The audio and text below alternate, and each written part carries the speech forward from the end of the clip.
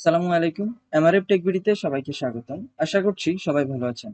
আজকের ভিডিওতে আমরা দেখতে পাচ্ছি আমরা কিভাবে একাদশ শ্রেণীতে ভর্তি হব, কিভাবে আমাদের পছন্দের প্রতিষ্ঠানগুলো সিলেক্ট করব এবং কিভাবে সম্পূর্ণ পেমেন্ট প্রক্রিয়া সম্পূর্ণ করব। তো এই প্রত্যেকটা ধাপ আমরা আজকের ভিডিওতে দেখব। এর জন্য আমরা চলে যাব আমাদের ক্রোম ব্রাউজারে। আপনি আপনার মোবাইল ডিভাইস অথবা ল্যাপটপ ডিভাইসের ক্রোম ব্রাউজারটি ওপেন করে নেবেন। ক্রোম ব্রাউজারটি ওপেন করার পর আপনি চলে যাবেন যেকোনো একটি প্রোফাইলে।